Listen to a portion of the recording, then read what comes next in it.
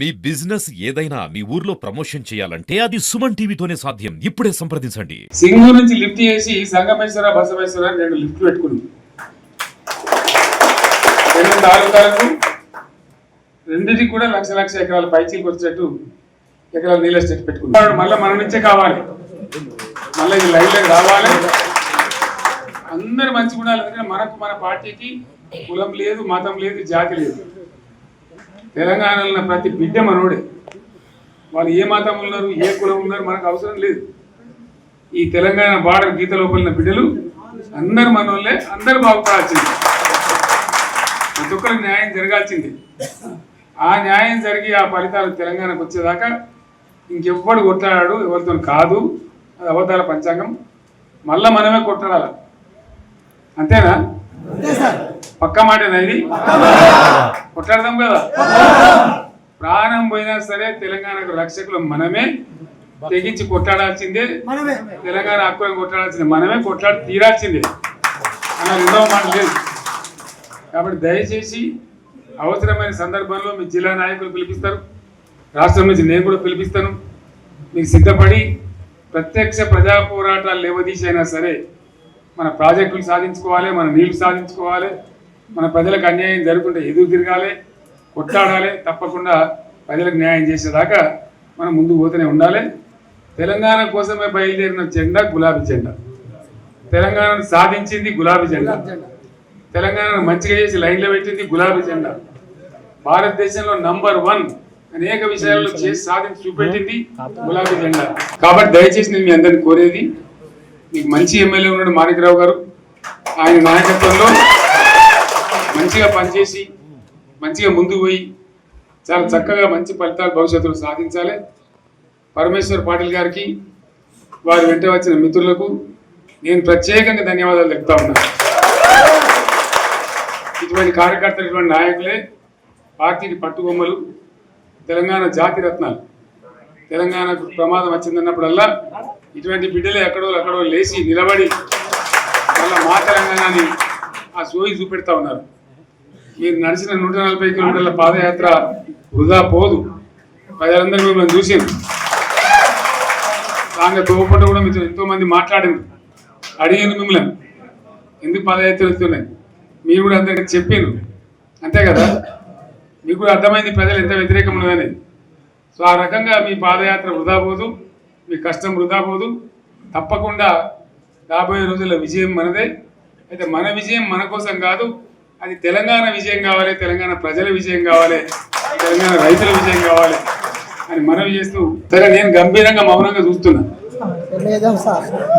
నేను కొడితే వట్టి కొట్టు నాకు అలవాట్లేదు కదా. చూద్దాము.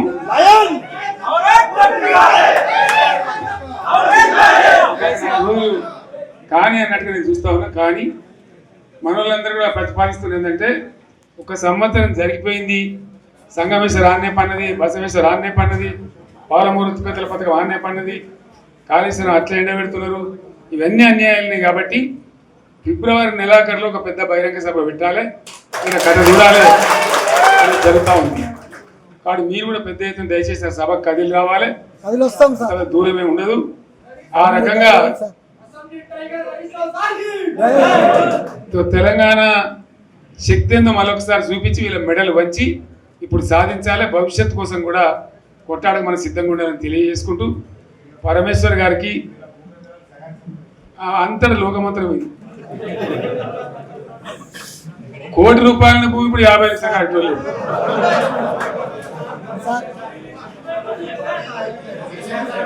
ఒక్కని బాధ. ఒక ఆయన వచ్చింది మన, ఒక ఆయన ఒక 10 మంది వచ్చారు హైదరాబాద్కి. అందులోకి 2 ముస్లిం సోదరులు వచ్చారు. साहब सोब तबाह हो गया, इफलासी मुफलासी बच्चों क्या दबे हो गया. तुम्हारा क्या हुआ बहन, तुम्हारा क्या हुआ, तुम हैदराबाद में तुम लोग हैं. मेरा कारोबार है साहब, मेरा छोटा मोटा कारोबार है, होटल भी है. 70% गिर गया. हर कोई पूछ रहे, हर कोई केसीआर की याद कर रहा है सामान. వాళ్ళు మాట్లాడుతున్నారు. ఎక్కడ ప్రతి ఒక్కరు భూముల ధరలు పోయినాయి, మందు పోయినాయి, మసాలా అన్ని పోయినాయి. ఎంత మంచిగా 4 ఎకరాల రైతు నేను 4 కోట్ల ఆశాగా అనుకుంటుండే, అంత ధీమా ఉంది. ఎంత బాగుంటే హైదరాబాద్ నుంచి అడిగితే కూడా వచ్చి మనం ఇయ్యకపోదు భూములు డిమాండ్ పెరగానని అంత బ్రహ్మాండంగా మారుమూల ప్రాంతంలో కూడా 40 లక్షలు 50 లక్షలు ఎకరానికి ఉండేది. అటువంటిది సగానికి సగం పడిపోయి మొత్తం నాశనం చేసింది. వీళ్ళు ఇట్లే వదిలిపెడితే ఇంకింత నాశనం అవుతుంది. కాబట్టి మనం కొట్లాడాల్సిందే. నేను ఇంకొక మాట మీకు చెప్తా. ఎలక్షన్లలో నేను మస్తుగా చూసిన 50 ఏళ్ళలో పార్టీలు గెలితే ఓడతాయి. ఇంత మాయలు మీ ఏడాది లోపలనే కాంగ్రెస్ పార్టీ దొరికితే కొడతాం రానంత గొప్ప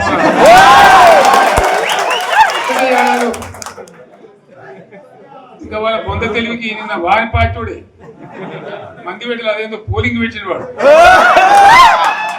చూసిరా మీరు? ఆ పోలింగ్ పెడితే 70% మనకు వచ్చింది, 30% మనకు. వాడు పెట్టింది మనం పెట్టింది కాదు. 75 ఇది పరిస్థితి. అదే నేను ఏమంటున్నా అంటే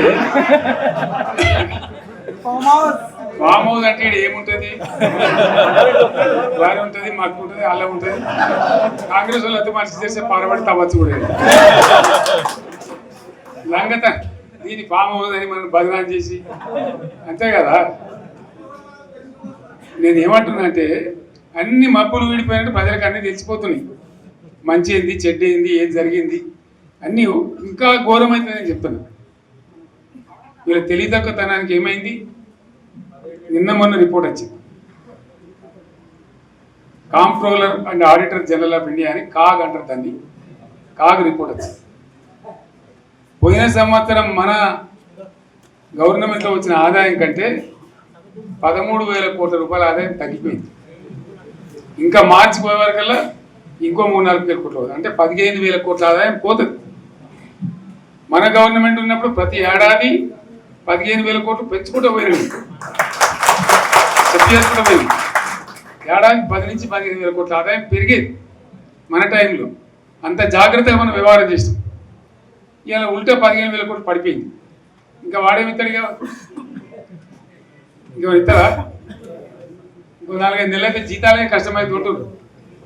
అందరు పెండింగ్ పెట్టి రిటైర్ అయిన దొరుకుతారు పైసలు మీరు చూస్తారు కదా పేపర్లలో. సో ఆ విధంగా రాష్ట్ర ఆర్థిక పరిస్థితిని కూడా దివాలా తీయించారు. దివాళతోనేం కాదు, 100కు 100% ఇప్పటికే ప్రజలు నిర్ణయానికి వచ్చిండ్రు. డెఫినెట్గా రాబోయే గవర్నమెంట్ మనదే అని అనుమానం కూడా అవసరం లేదు. ప్రాజెక్టు చెరువు కింద నీళ్ళు తీసుకుంటే బంద్ చేసినాం, నీటి తీరువ రద్దు చేసినాం. అట్లా ఎన్నో సదుపాయాలు చేసుకున్నాం. రైతులు బాగా జరుగుతుంది. అప్పుడప్పుడు ఏమవుతుంది, కొన్ని దుష్ట దినాలు వస్తాయి, చెడు గడియలు వస్తాయి. మనోళ్ళు కూడా అలవోకగా ఓట్లేసారు. మీరు గొప్పలో మీరు మాణిక్యరావు గెలిపించారు. కొన్ని నియోజకవర్గాలలో అత్యాశకు పోయి నేను చెప్పిన కూడా అప్పుడు మంది మాటలు పట్టుకొని మారమానం పోతే మళ్ళీ వరకు ఇల్లు గారు వీళ్ళని నమ్మితే అమాంతం మింగుతారు, మోసపోతాం సార్. ఇప్పుడు రైతు బంధుకు రామరామ అంటారు, దళిత బంధుకు జైబీ అంటారు. వీళ్ళు ముంచుతారా నాయన అని చెప్పిన నేను చెప్తే దొంగలు. ఆయన వాడు తులం బంగారం ఇంత, నీకు ఏంటి, నీకు బంగారం వడ్డానం పెడతాను కానీ ఆయన నమ్మి ఏమో మీ సంగతి ఎంతో చూద్దామని ఆయనతో వేసారు. వేసేది ఇరుకపోయారు, బాయిలో పడ్డారు, అయిపోయి ఉన్నాయి అన్ని మీకే. మళ్ళీ మొదటికి వచ్చానా కైలాసం వాడలో పెద్ద పంపించినట్టు అయింది మళ్ళీ. అంతే కదా, ఆలోచన లేకుండా ఎటు పడితే అటు ఎవడో ఏదో చెప్తే నమ్మి ఓట్లేస్తే ఏమైంది అనేది ఒక మంచి గుణపాఠం ఇది తెలంగాణ. గ్యారంటీగా మంచిగా సంసారం జరుగుతుంది. తువ్వకచ్చినాం, రైతులు ఇంత ముఖం తెలివైతుంది, బాకీలు కట్టుకుంటుండ్రి. ఎంతోమంది పాపం సిటీలు వేసుకుంటారు, ఏదో వేసుకుంటారు. రైతు బంధు పైసలు పడితే ఎంత సంతోషం ఉంటుండే. ఆయన పోయి నేను గంగ గడిచిపోయింది. కరెక్టే సార్.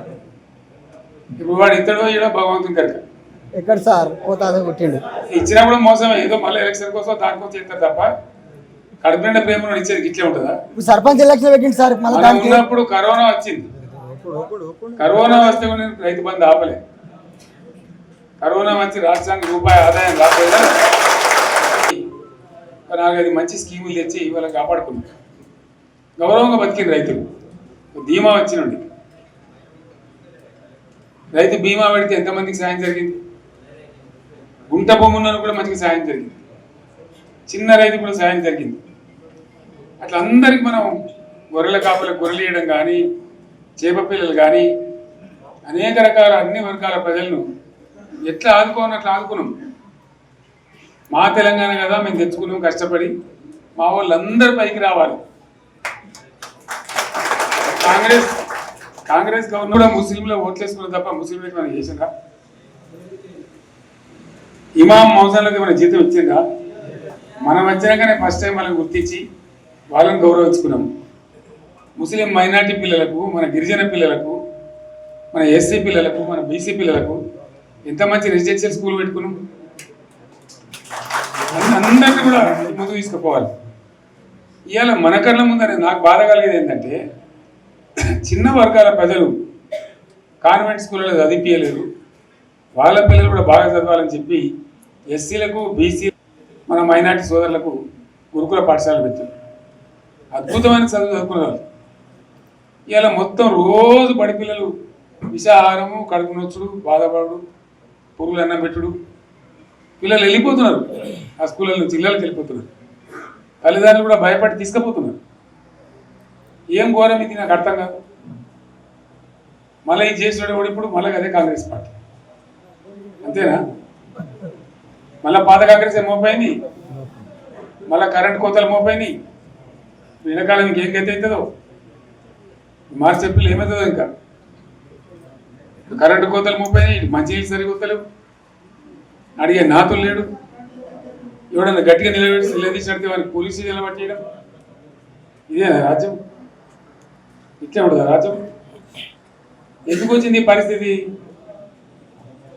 చెప్తా. నాకు తెలిసి నాకేం గుర్తులేదు. నేను ఏమంటున్నా అంటే, ఇట్లా అనేక పనులు చేసుకున్నాం మనం. గోదావరి నుంచి నీళ్ళు తెచ్చుకున్నాం, నీళ్ళు తెచ్చుకొని మంచినీళ్ళ తర్వాత సాగునీళ్ళు ఎంబడబడ్డాయి. మెదక్లో యువతల ప్రాంతం అంతా కొంత అందినే నీళ్ళు, పాత మెదక్ జిల్లాలో. నీటికి మిగిలిపోయినాయి మన 2 తాలూకాలు, నారాయణఖేడ్, జైరాబాద్. వాళ్ళకి నీళ్ళు రావాలి. ఎట్లా రావాలి గోదావరి నీళ్ళు? సింగూరు ఒక టైంలో నిండుతుంది, ఒక టైంలో నిండదు. మరి నిండినప్పుడు ఎట్లా గోదావరి నీళ్ళే దిక్కు? ఈ బ్యారికేడ్ రావాలి. చేసి ఎంత అంటే ఇక బ్యారికేడ్. ఫామ్ హౌస్ అంటే ఏముంటుంది? బాగా ఉంటుంది, మాకు ఉంటుంది, అలా ఉంటుంది. కాంగ్రెస్ వాళ్ళు అయితే మంచి చేస్తే పాల్పడితే అవ్వచ్చు. దానికంటే దీన్ని ఫామ్ హౌస్ అని మనం బదనాం చేసి, అంతే కదా. నేను ఏమంటున్నానంటే, అన్ని మబ్బులు విడిపోయిన ప్రజలకన్నా తెలిసిపోతుంది మంచి ఏంది, చెడ్డ ఏంది, ఏం జరిగింది అన్ని ఇంకా ఘోరం.